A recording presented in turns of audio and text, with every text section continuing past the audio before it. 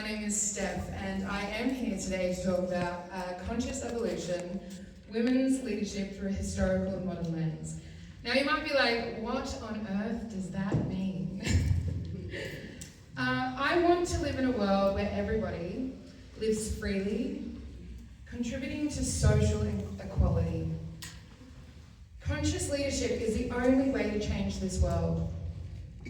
We need fierce, unwavering leaders who have the ability to understand consciousness, empathy, and make decisions for the masses and not the minority.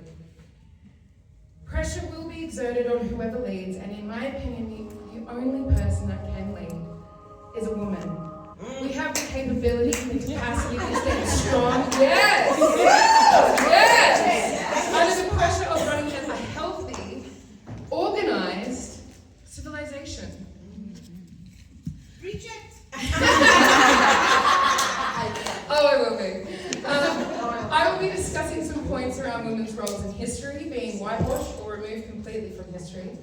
Today, I am going to invite all of us to look at history and look behind us so that we understand what we're working with today and then into the future. Women are constantly told that we are too emotional, erratic, crazy, submissive, too forceful, aggressive, subdued. We're not happy enough. We're too happy. We're too sexy. We're frigid. Not intelligent. We're daft. We're too intelligent. We're too successful. We're relying on a man, or we're a bitch.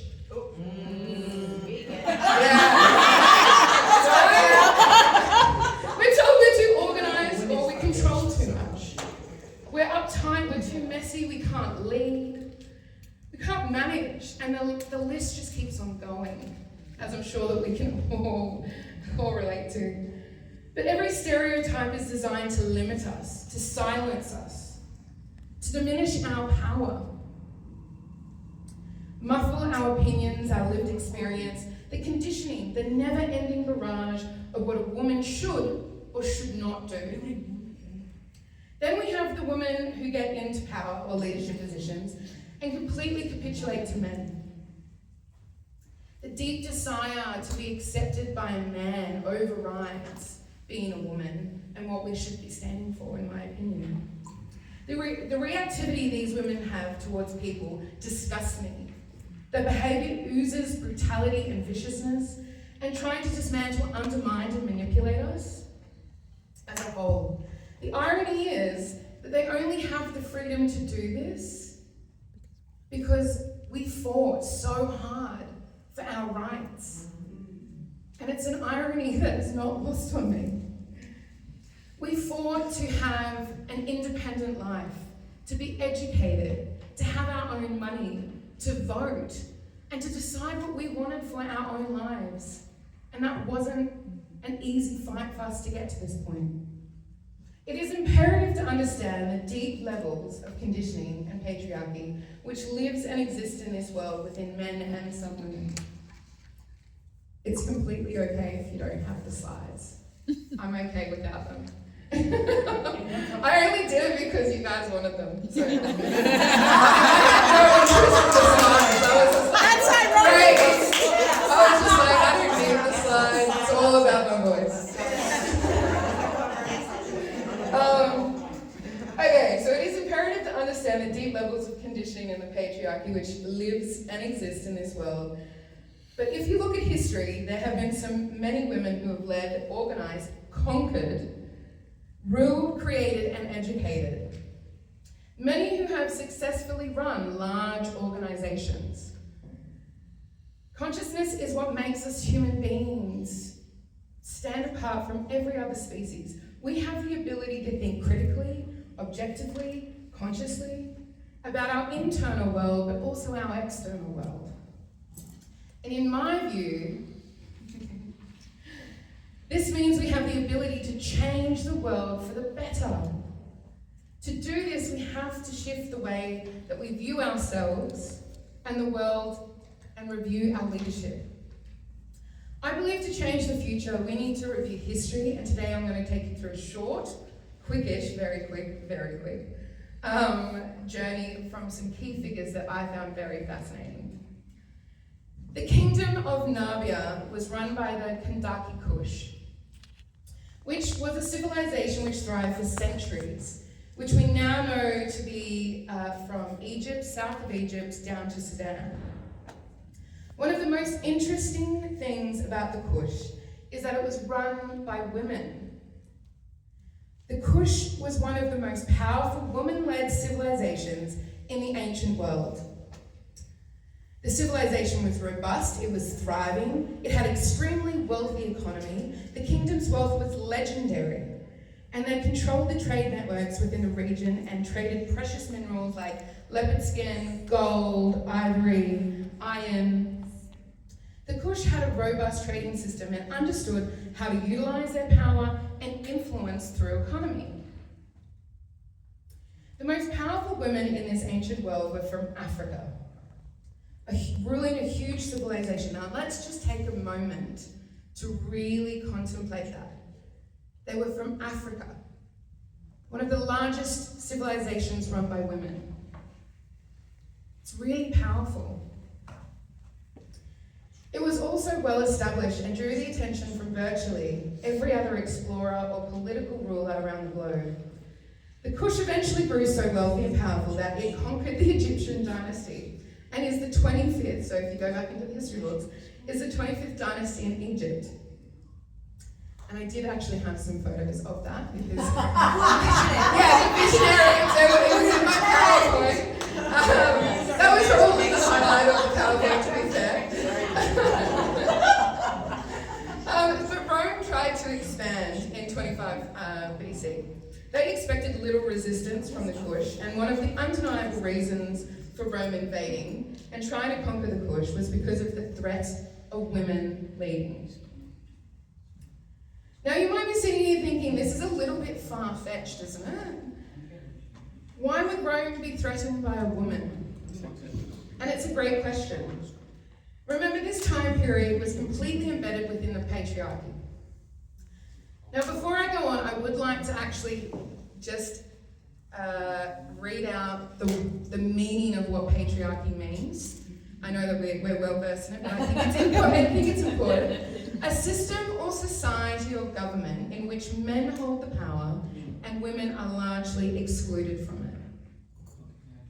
Now I want to give some examples of what life might have been like under Rome as a woman. And as a male Rome citizen, you had the legal right to kill your wife, and your daughters were equally disposable.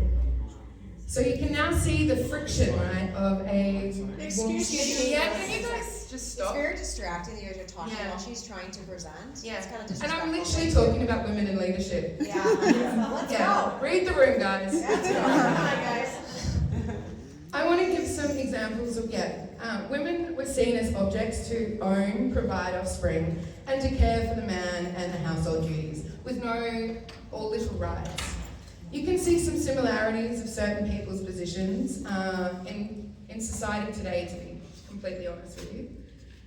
Now, one of the reasons Roman worldview could not accommodate a kingdom ruled by powerful women was the Kush existence came into direct friction and ideology of Rome. The way Kush ruled was a contradiction with how Rome treated, approached, and ruled regarding women. There were many other reasons for this invasion, but today I'm just talking about this one point because it's relevant to leadership and women becoming leaders. Now, were the Romans expecting such an organized, fierce, strategic army filled with women and men warriors? No, they were not. Queen Amarians led her own forces against Rome. She led this. She led it. She was at the forefront. She was like, no, I am not going to be taken from Rome. My people depend on me. She knew how powerful that was. So she led her warriors to overcome Rome and force them to sign a peace treaty. Like, that is just remarkable. Exactly. Yeah. So little is heard of these women. But 2,049 years ago, Women were in power, ran a civilization, went to war, won the war, and this was a threat to men and the power they willed historically, but also today. 2,049 years have passed, and personally, it's now time. It's now time for us to realize our power. Yes.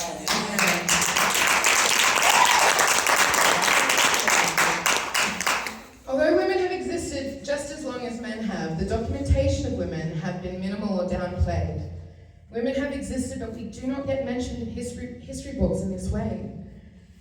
Women still threaten men today to the point that men have literally rewritten history. Like it's just incredible to me that I have to come to here to talk about it. Like the fact that I'm standing in front of you going, hey, did you know about the Kush? Did you know that we could actually run an entire civilization and go to war and have a thriving economy? History.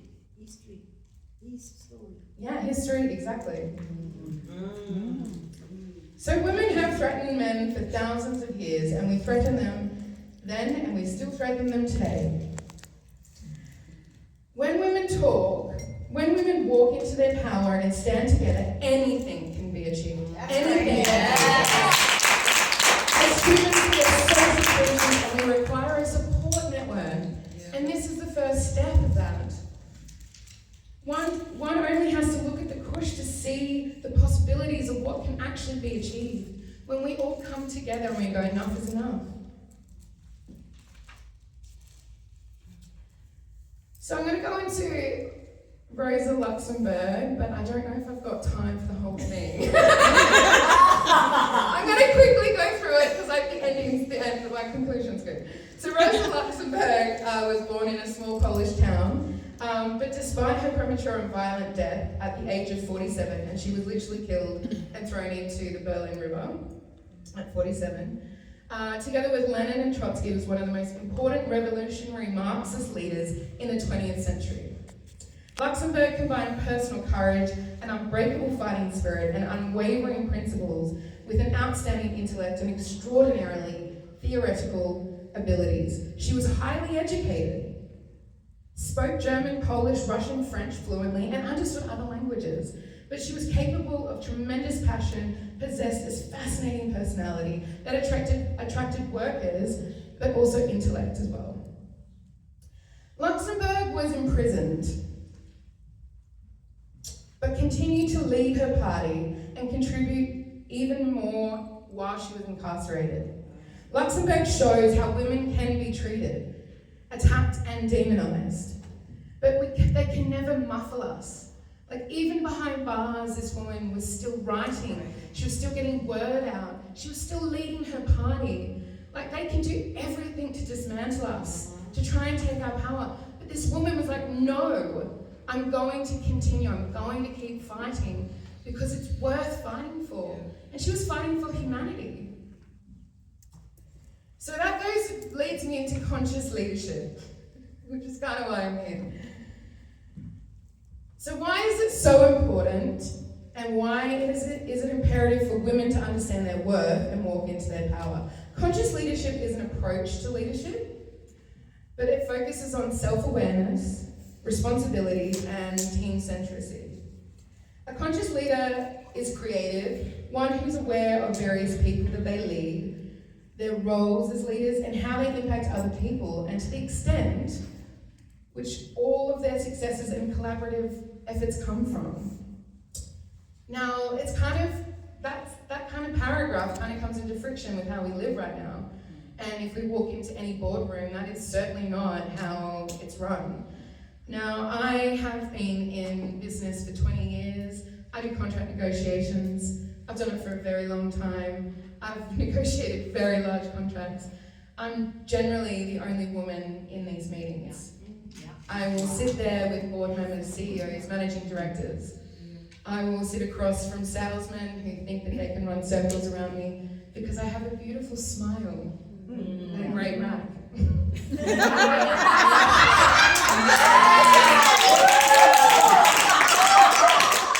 I actually have been told that. They're like, the only reason why you get that is because of your tits. And I was like, oh, I think it might be that way. It really does happen. Jeez. So what I have learned, and I have done national, so I'm from Australia, I've done national contracts, I've done international contracts, I've rolled them out internationally and nationally. I have worked and done lots and lots and lots in that space.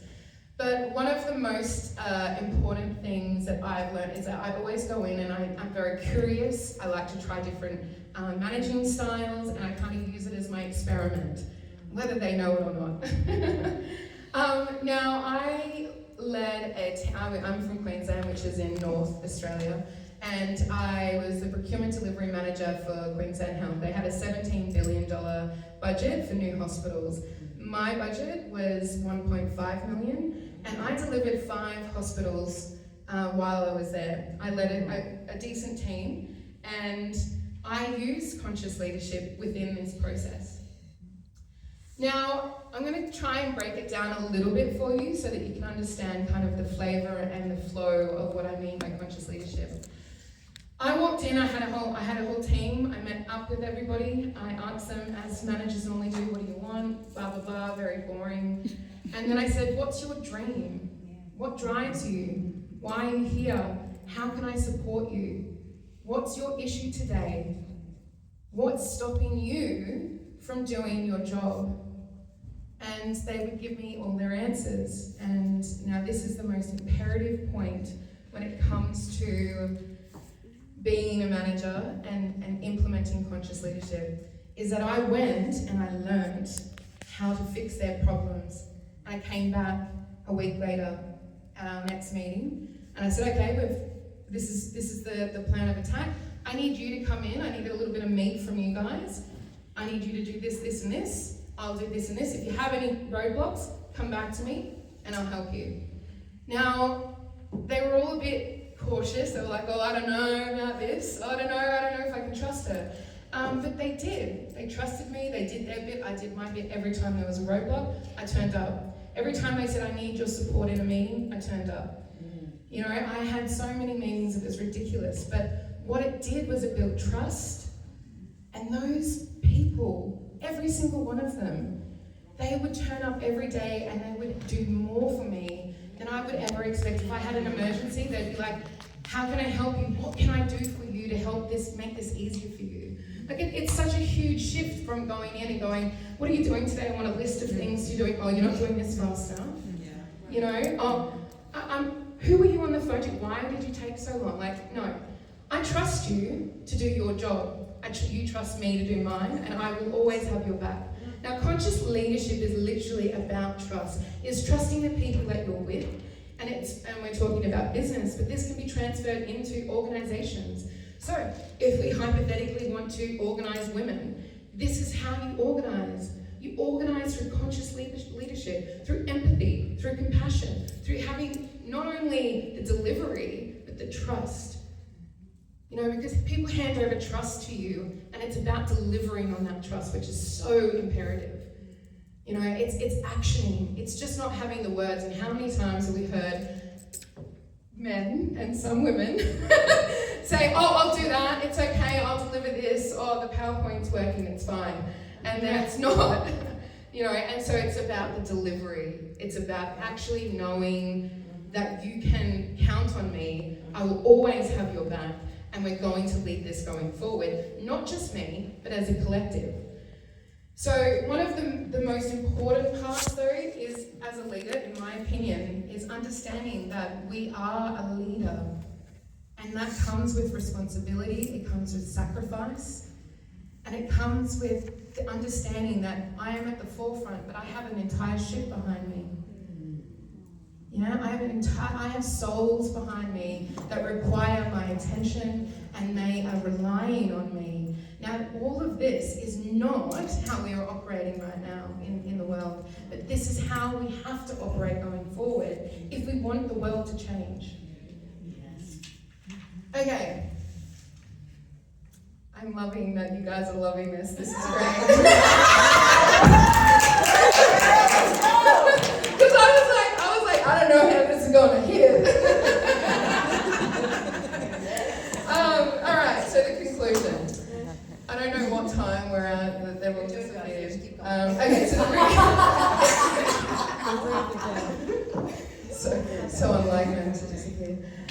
The reason I chose to talk about women and conscious leadership is because the world is in desperate state of chaos and leaders are making it worse for the average worker.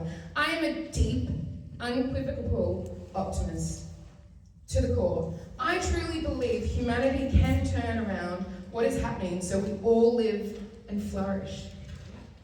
The pain and suffering subsides and we can all work together for a sustainable world and civilization. And we should be able to do this. It's not unreasonable what I'm talking about. I understand all of the pushback, and I hear it all the time, but I will hold on to the beacon for this. I'm going to be the beacon of humanity, holding on the light, the faith, that when women walk into their power, we can achieve anything.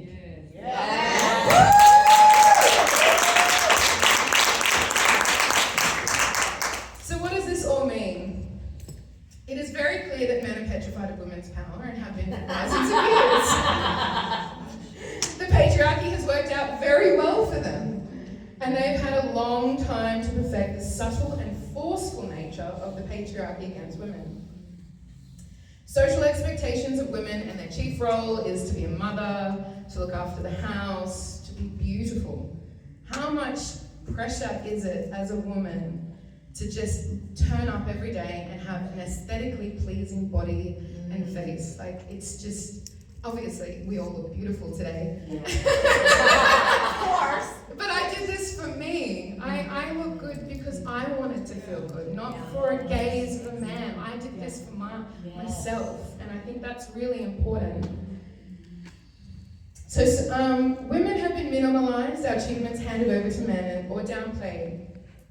If a woman's true accomplishments are acknowledged, the agenda will always benefit the state, the country, the men and the leaders at the time. It is to make money off of women's intellect and incredible ability to contribute to this world. But the main aim is division within the masses. And one way to do this is through gender. And by the way, I love men. I love them very much. But there is a place for women in power now and in leadership. And so that's why it's really important to understand the division between men and women so that we can then mend that gap. So in today's world, we are witnessing the reverse of women's rights, which women and some men have fought so hard for, being stripped away to ensure complete repression and control over women, stifling the beautiful intellect which women have and how they contribute to society. Men rule with little accountability. They can lead with ignorance and ego, and it is seen time and time again how inefficient a lot of men in business and leadership positions are. Looking back at the last couple of 100 years, the struggle for women's basic human rights, the chaos created economically and politically by our current leaders, like it's atrocious at the moment, it has served certain layers and interests to create political confusion, to segregate and dismantle health, education, housing, basic human rights, and to ensure control over the masses. When we turn against each other, the power of women is dismantled and the pursuit of segregation implemented. Division is achieved and we turn against each other. The outcome has had a devastating impact on society, while the ruling class celebrates and continues the endless pursuit of inequality. You can see this method being played out today throughout the world. No one is immune from this anymore. But I know that there is a better way forward, and I will, and you, will be the change in leadership this world requires. Going to war only serves the elite, the bourgeoisie, and the government officials. After war, domination and imperialist control habits, and through the massive devastation throughout the world, through the barbaric ways of war, we are left with society. We're left with this complete rubble. But it's really up to us to now mend that, to come together, because it's going to be left up to the women. It really genuinely is, and I know that. It's sad because we can prevent it all, but I also know that it is the path that we're on at the moment. They're going to create massive devastation and destroy civilization. But I know that women will come into their power. And we're going to mend, we're going to heal, and we're going to build.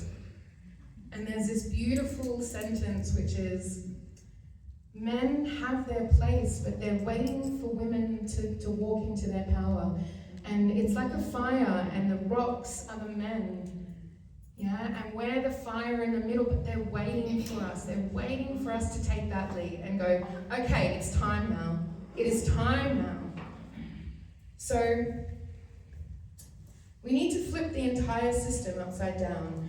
And when the feminine forgets who she is, then the masculine is incapable of contributing or protecting in healthy ways.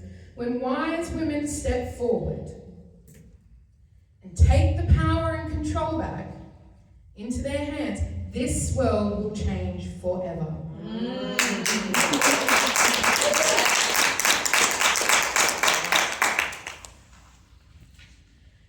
All right. So women have collective power. We already have the knowledge inside of us to dismantle the ideological warfare currently being spewed on everyone. We need women like me and you to become conscious leaders. When I talk about women in leadership positions, I'm not talking about the capitulation to the current system. I'm proposing a completely new leadership to fight for a completely new civilization and system. This can only be done if we realize our power, we see the value within ourselves to stand up and be counted, and to consciously lead forward for a better humanity. It is time to change history, and it is time to organise, prepare for what is coming ahead of us. Now, how are we going to do this?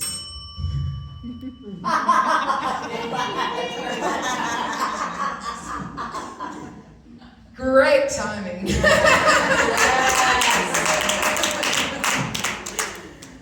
So I will quickly just say, I have been working on a concept for the last 3 years, and it is called Beacon.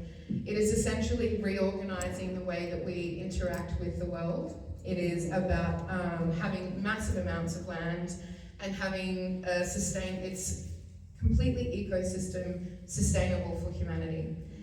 Now, for me, this is not just in one country, this is internationally, and I truly believe that I will get land on every continent. I will have beacons everywhere because it's a basic human right to have a house. It's a basic human right to have housing, to have medical, to have food, to have utilities, to have clean water. Like, this is bare minimum. And I'm going to lead this forward because someone has to do this. Someone has to be the change. And I'm so ready for this going forward to be me. So on that, just before I do go, I really want to say this because it's so beautiful. The Kandake, which is the Kush that I mentioned before, the meaning of Kandake is a great woman. So when wise women rise, sacred men will follow. Thank you so much.